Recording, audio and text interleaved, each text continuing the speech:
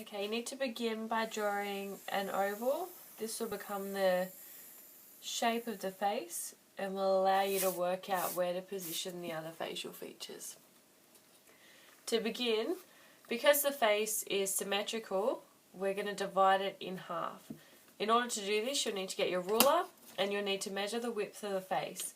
Now make sure that you are measuring the widest part of the face.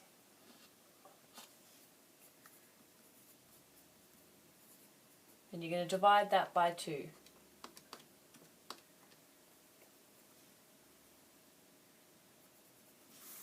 Once you've done that, you're going to draw a very light dotted line down the middle of the face.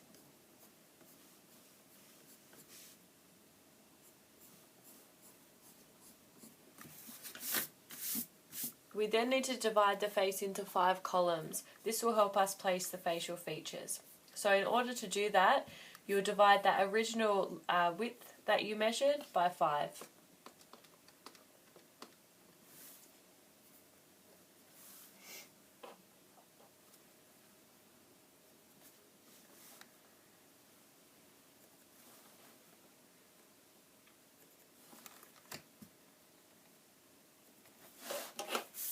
And drawing these columns again very lightly.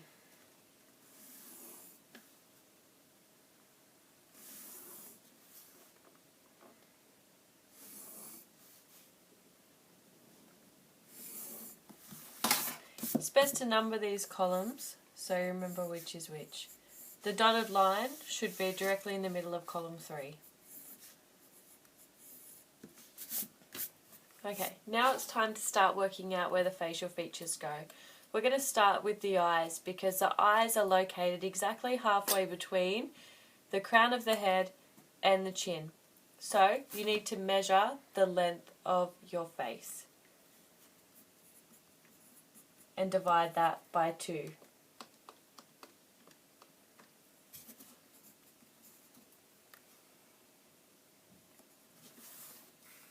Now draw a very light horizontal line to represent where the eyes are going to go.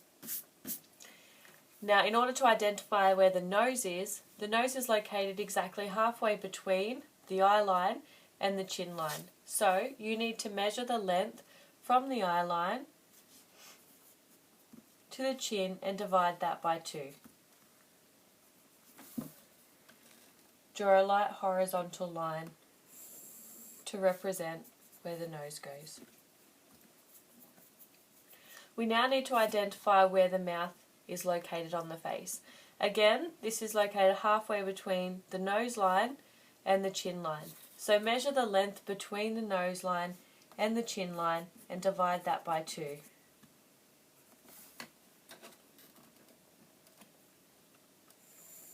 Draw a light horizontal line to show where the mouth is going to go. Now we have the basic outline of where our dominant facial features will occur. We now begin by adding the eyes. The eyes are located in column 2 and column 4. Trick of the trade is to measure column 2 and identify the halfway point between this.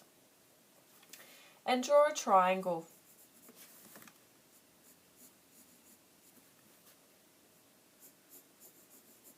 Both on top of the line and below. Repeat the same for column 4. Use your ruler to mark so that they're the same size triangles.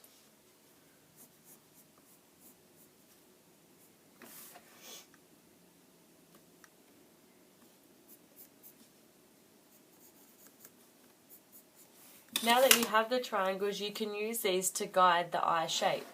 So you follow the triangle line, but you curve it as it reaches the top so it's no longer a pointed edge. And you repeat that along the bottom. Do not forget to add the tear duct. This will go into column 3 slightly.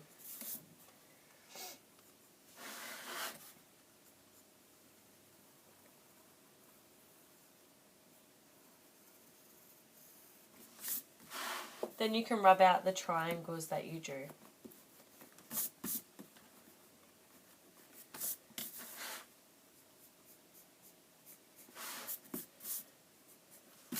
So we don't look possessed, we need to add an iris and a pupil. Remember that the iris is never fully seen, so although we know it's a circle, it doesn't look completely like a circle to the eye when it's open as per normal. So not bug eyes.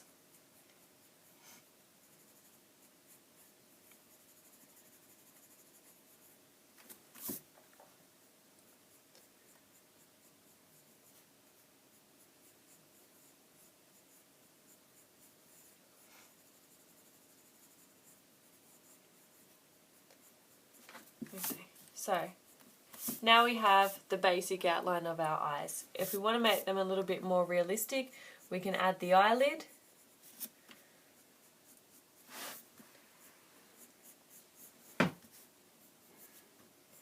And of course, some eyelashes.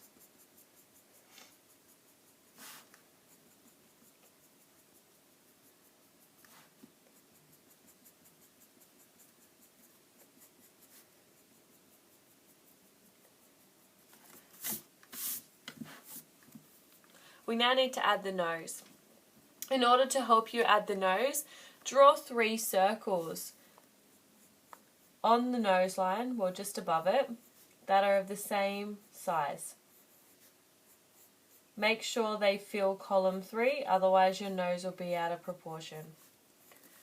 Once you have the 3 circles, you want to start with circle 1 and you want to follow it down until it reaches circle 2.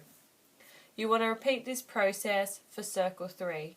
So follow it down until it reaches circle 2.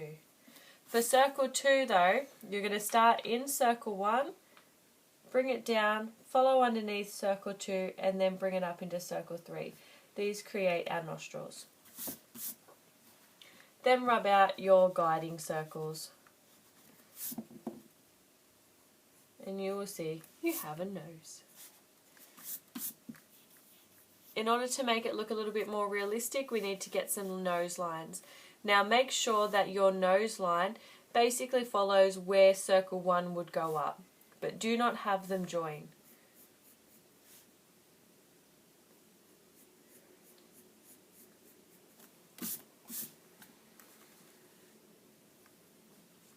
Now we need to work out the lips. In order to figure out where the side of the lips are, they actually measure up with the middle of the pupil. So using your ruler, locate the middle of the pupil and come down to our mouth line and just provide a little intersection.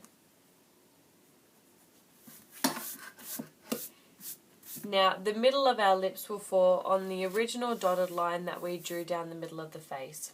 And use this as our guide. The top lip should fall above the mouth line.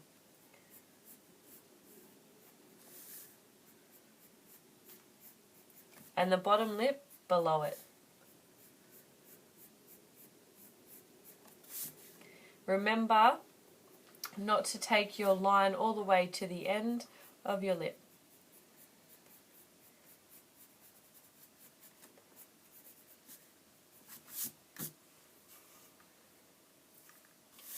We now need to add the eyebrows. The eyebrows are located 1/3 above the eye line. So we need to measure the length between the crown of the head and the eye line and divide that by 3.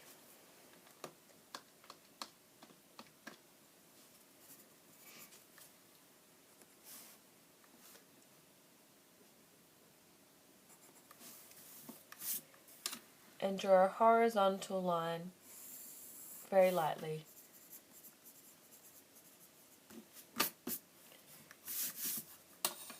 Now the eyebrows obviously will start in column 3. If you feel your own eyebrows, you will notice that they do extend over the eye.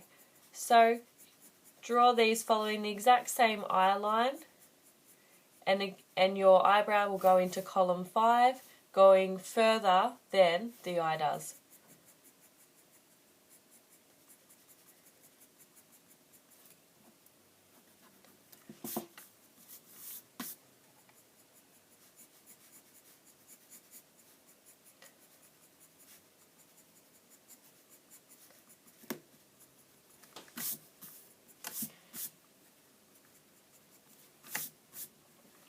Okay, we need to add the ears. Now the ears fall exactly between the eye line and the nose line.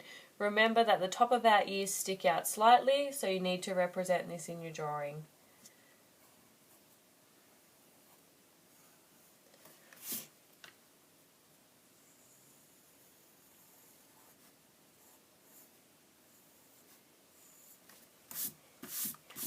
Okay, we now need to add hair. The hair is located 1/3 below the crown line. So as measured when we were looking for the eyebrows, you now just need to draw in that light horizontal line to identify where the hair goes. And put an intersection between column 4 and 5 along the hairline and column 1 and 2 along the hairline. From here, bring this down to where the ear joins the face and repeat the process on the other ear. Bring this down like so. That gives us our basic hairline. So you can add any type of hair you like depending on your taste. Now because this is the crown of our head, our hair actually extends over this, so